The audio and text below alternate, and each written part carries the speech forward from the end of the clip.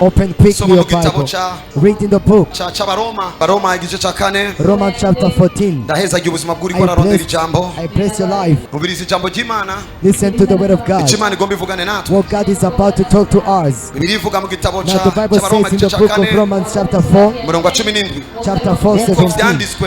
Ugize Sekuruza Wamahanga menshi imbere y'Imana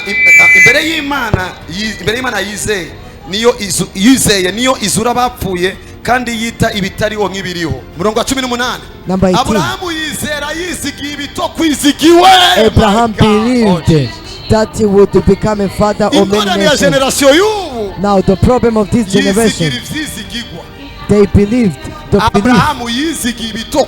Abraham believed things which could not be believed. But if you talk to a person with 18 years, 18 years, and then she believes, they carry somebody. But Abraham, Sarah was like this, old one. She couldn't think. Sarah gonna walk. What God is speaking. Listen to me, Abraham. He believed. He believed unbelievable. To be the father of many descendants. That's how your descendants shall be. It's not this prophecy. That's how your descendants will be look like. Now, where to God bring this? He read it where? But he talked to Abraham. You're gonna have so many descendants. Do you understand there? And then he was told something in the emptiness. Not the problem with Christians. They want to be prophesied in accordance to the salary. But current church, when I tell you tomorrow, they're not going to give you 100,000. People, they start criticizing. No.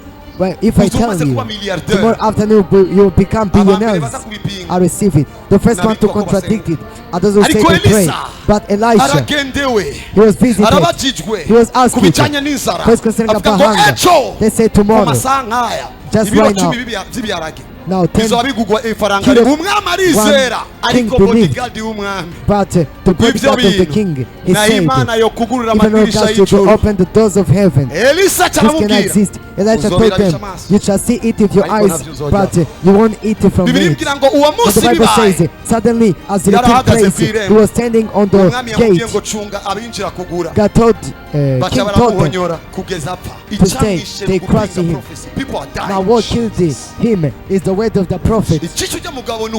What killed that person is to contradict the prophecy. Now he contradicted the word of the prophet. There are so many persons who are getting died. Therefore, what I couldn't understand, I should be keep quiet. If I tell you you're gonna prosper, if you feel it does not exist, I may stand quiet. But that person contradicted it. That person died. Therefore, gonna see certain persons. They remain troubles. The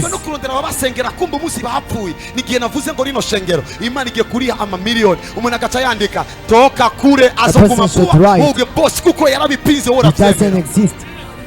That fence will not save him in Nibidia. Hallelujah. Hallelujah. Now Abraham believed. Lift up your hands. Say, I'm a descendant of Abraham. Any single word of prophecy, the prophet gonna speak here. I'm gonna receive it. It's gonna save me in Jesus' mighty name. Shout to loud amen. Let's read the following verse.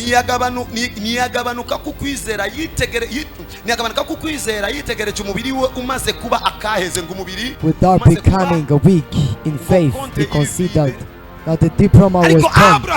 But Abraham was not be disturbed before he saw, because he spent a lot of years faith. And refused the first spirit of doubt, and then he said, release me. Say the spirit of doubt, release me. The spirit of doubt, release me.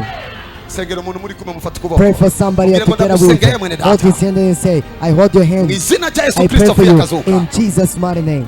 imwemu yose yo and gukekeranya, evil spirit of doubt, imwemu yose yo and kutizera, evil spirit of ni unbelief. nayo mwansi y'ubuvugishwa. That is the enemy of the prophecy. Ndayirukanye mu izina rya I Yesu. chase it out in Vuga ngo Jesus' muri iri name. shengero Say in this church, hama hakorwa amadeliverance, only deliverance is nawe happening. utorinda kugwa. Even you cannot Iyo fall dayimoni down. yagiye. That demon is gone Akira out. ukwizera, Receive the faith. akira ukwizera Receive the mu faith. izina rya In the Yesu. name of Jesus. Ndashobora kumva amen Amen. ayuwizeye ko You might say yasengewe amen. vy'ukuri. Of a believer. Amen. If it is Hallelujah. true. Hallelujah. Parabashataba.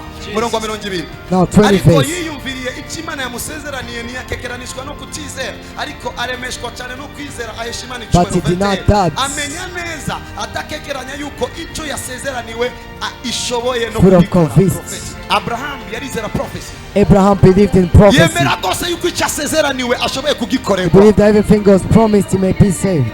22. 22. Icyo cyatumye bimuharugwako nko kugororoka. Vuga ngo kugororoka. Therefore his faith Kandi was. kugororoka. Mungu amemhesabia haki. Now God reckoned him like a righteous person. Mungu amemhesabia haki. God reckoned him like a righteous person. Jua ameomba. Not because he has prayed. Jua ameamini unabii. Because he has believed in prophecy. Jesus. You understand prophecy? Biblia ivuga ngo. Now the Bible says, you Abimelech, Kenda kwa Abraham. go to Abraham. He shall pray for you. You shall live. Ko yakize kubera isengesho. Now think the Yakize person. kubera ko yizeye icyo Imana ivuze acacika umugororotsi. Oh yes sir. Prophecy. Ubuvugishwa. Prophecy. Ubuvugishwa. Ishobora gupinga icyo nemera kubera kutacemera. I cannot contradict who I am because you cannot accept it. Abimelech. Now Abimelech, Icyatumye akira. what made him to be well? Yarizeye icyo Imana imubwiye. He has believed in what God told him. Imuharura kukugororoka. Was reckoned like a righteous.